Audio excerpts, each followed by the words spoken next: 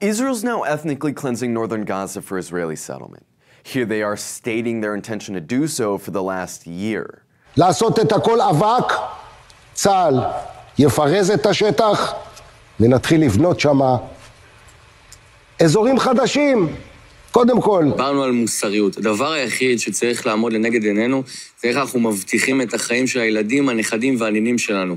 והדבר היחיד שיכול להבטיח ודאי מהחזית הדרומית, זה לכבוש את הרצועה, לגרש את האוכלוסייה העוינת, ולייצר שם התיישבות יהודית חדשה. קודם צביקה, שבשנים האחרונות 500,000 צעירים היגרו, צריך ש2 מיליון יעברו. באמת, זה הפתרון לרצועת עזה. לקחת להם את השטח ולהתיישב, כי רק ככה הם יבינו שניצחנו אותם. לא מעניין אותם הבתים, לא מעניין אותם ההרוגים, לא מעניין אותם שום דבר חוץ מהאדמה. צריך לעודד הגירה ברצון ב1,000 דרכים. יש 1,000 דרכים. הדרך הראשונה היא כל הפסל תקין שאתם רואים. כל בית שנהרס ברצועה מעודד בדרכו הגירה. יש לי היום כל בן תרבות בעולם יודע שהארץ הזאת היא שלנו, של עם ישראל ושלנו בלבד. כיבוש, התיישבות ועידוד הגירה. רק בצורה הזאת אנחנו יכולים לפתור את הבעיה של עזה. The purpose is to settle the entire Gaza Strip, not just part of it, not just a few settlements, the entire Gaza Strip from north to south. Polls show that nearly 40% of Israelis support building settlements in Gaza. Since October 7th, we've been reporting on Israel's stated intention of ethnically cleansing Gaza for Israeli settlement. We did this not just because it's disturbing, but also because this is Israel's actual motive. Israel's PR strategy is to use fighting Hamas as an excuse to continue waging a genocide. But this narrative really falls apart when we turn our attention to what Israel's doing in northern Gaza right now.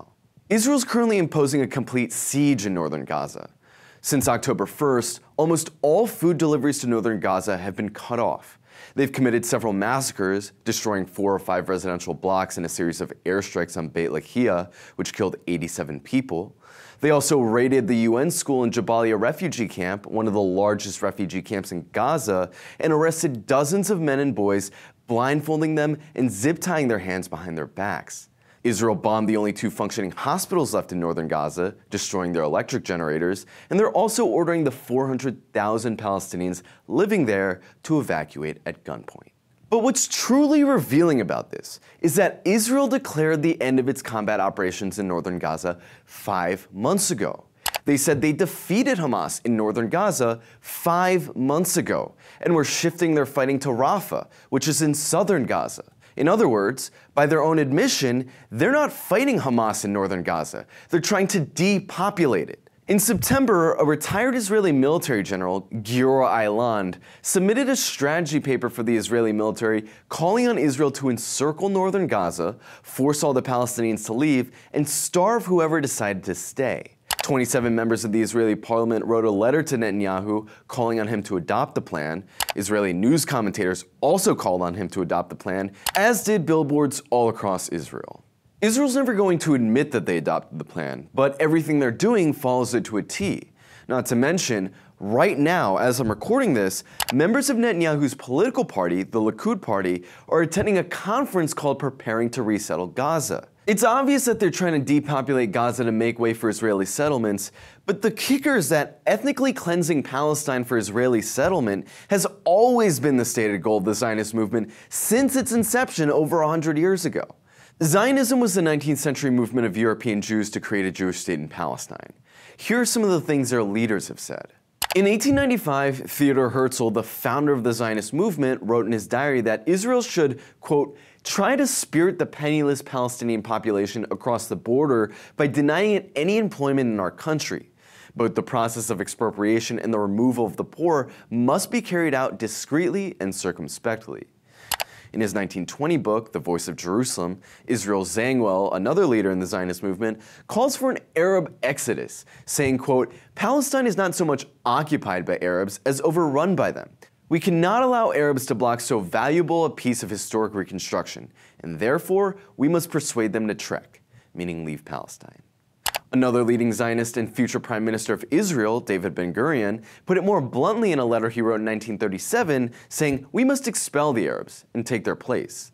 Zev Jabotinsky, the leader of the revisionist wing of the Zionist movement and the ideological forefather of Benjamin Netanyahu's Likud party, wrote in his famous 1923 essay, The Iron Wall, quote, "A voluntary agreement between us and the Arabs of Palestine is inconceivable. Every indigenous people will resist alien settlers as long as they see any hope of ridding themselves of the danger of foreign settlement. This is how the Arabs will behave so long as they possess a gleam of hope that they can prevent Palestine from becoming the land of Israel." Israel's pretext for genocide, that it's just fighting Hamas, puts the international community in a defensive wait-and-see posture. Did Israel really just bomb a hospital? Well, let's wait and see if they find any Hamas fighters in there. Did Israel really drop a giant bomb on a refugee camp full of innocent civilians? Well, let's wait for their internal investigation to end and see what happens.